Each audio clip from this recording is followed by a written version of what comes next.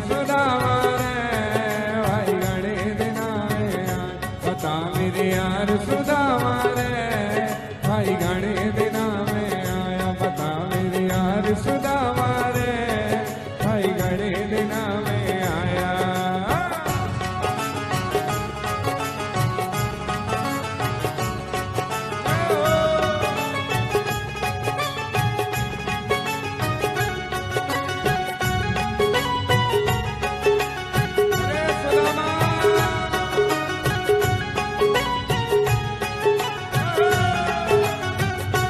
अब भी आ गया ठीक वक्त पे अब भी आ गया ठीक वक्त पे आजा बैठ जमीर तखत पे आजा बैठ जमीर तखत जिगिरी यार सुदामा रे भाई घणे दिना में आया ओ जिगिरी यार सुदामा रे भाई घणे दिना में आया बता मेरे यार सुदामा रे भाई घणे दिना में आया बता मेरे यार सुदामा रे भाई घणे दिना में आया।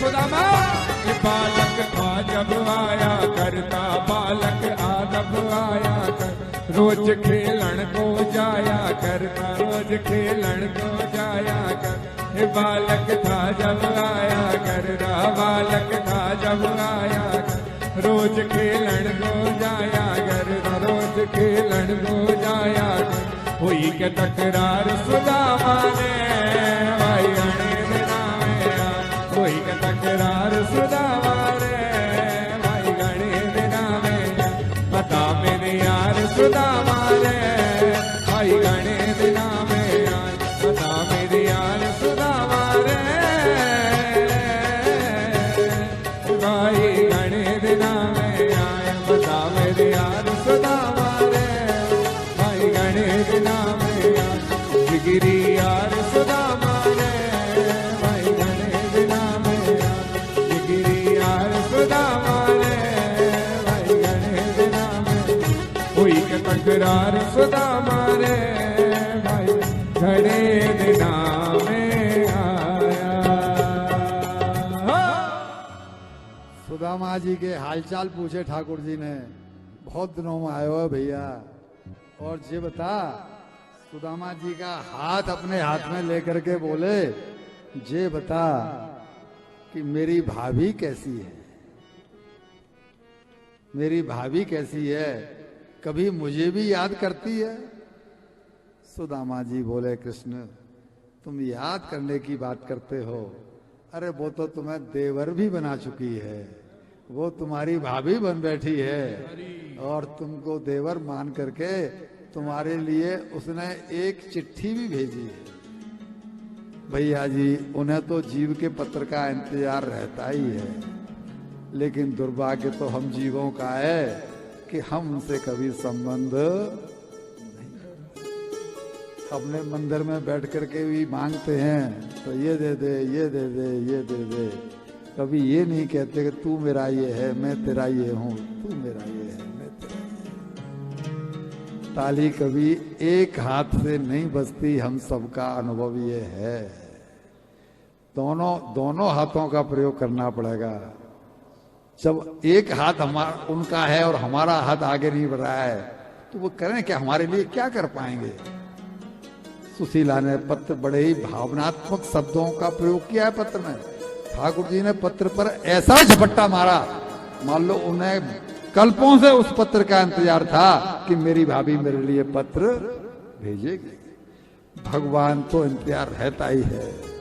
पत्र को छीन लिया और पत्र को ये नहीं कहा कि पढ़ के सुना दो, भाभी ने क्या कहा है खुद पत्र को पढ़ने लिखे। और पत्र में लिखा है कि मैं अब तक अनजान थी इसलिए आपसे संबंध नहीं जोड़ पाई, अब जोड़ लिया है लेकिन मैंने आपको देवर भी बना लिया है। और इस मेरा जो पत्र है ना, इसको पत्र मत मानना, तो मेरी तरफ से इनको श्रद्धा सुमन माना। मैं आपके चरणों में पुष्प भेंट कर रही हूं। मैं दर्शन तो आपके नहीं कर पा रही हूं, लेकिन मेरे पुष्पों को, पुष्प सुमनों को, इनको मुझे ही मेरे द्वारा अर्पित मानना। मैं प्रेम से तंदुल भेजती, पत्र में लिखा है, मैं प्रेम से तंदुल भेजती, देवरजू इन्हें मिठाई मान। भोग लगाना देवरजू, मुझे प्रेम पुजारन जान। वृत्ति याचक ले रखी, सो हम धन संग्रह से दूर। पी चरणामृत आपका, बस भजन करें भरपूर। देवरजू कहते हुए संकोच हो रहा है। एक मास में पक्ष दो, इसलिए 2 ही एकादशी हों। एक मास में पक्ष दो, इसलिए 2 ही एकादशी हों। पर मेरे घर देवरजू नित्य एकादशी हो। मेरे घर में रोजाना एकादशी होती है। ये आपने बड़ा अच्छा किया, ये आपने बड़ा अच्छा किया। क्योंकि करने को कुछ है नहीं, क्योंकि करने को कुछ है नहीं, घर में कोई नहीं है काम, सो बांध के कपड़ा पेट से दिन भर भजते नाम, दिन भर जपते, पत्र को पढ़ते ही भगवान कृष्ण की आंखों से झरझर दे आंसू बहने लगे। भाभी ने मुझसे मांगा कुछ नहीं है, लेकिन कह सब कुछ दिया है। अंदर तक हिल गए। भगवान कहते हैं कि लोग कहें हर भक्त दुखी, हमसे न सयो ये जात कलंका। तुरंत उसी मिनट विश्वकर्मा को बुलाया और बोले जल्दी जाओ, सुदामा के गांव को मथुरा जैसी दिव्य सोने से मर दो।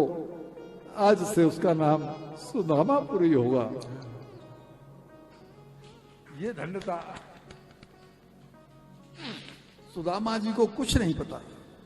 सुदामा जी तो बगल में बैठे हैं, दोनों मित्र अपने हाथों में हाथ लगे बातचीत कर रहे हैं, लेकिन विश्वकर्मा जी को बुला करके उनको तो आदेश दिया। वहां द्वारकापुरी का निर्माण हुआ और इधर मित्र जब मैसेरी के सारे बैठे हैं तो पुरानी बातों को याद करते रहे। तेरी भाभी का नाम सुशीला है और जैसा नाम है उसी के अनुरूप उसका सुशील स्वभाव है। जैसे कि बाल बच्चों की बातें होती हैं, सारी बातें हुई। और दूसरे दिन चूंकि दर्शन हो चुके थे, इसलिए सुदामा जी ने कहा कृष्ण अब हमें जाने दो, भैया मैं तुम्हारे दर्शन करने के लिए आया था और अब मुझे विदा दो। भगवान कहते हैं इतने दिनों बाद आए हो सुदामा, क्या ऐसा नहीं लगता है कुछ दिन और रहो? लेकिन सुदामा जी को तो सुशीला को पड़ी है कि वहां भूखी प्यासी वो मुझे याद करती होगी और मैं यहाँ पर दिव्य महलों में हूं। वो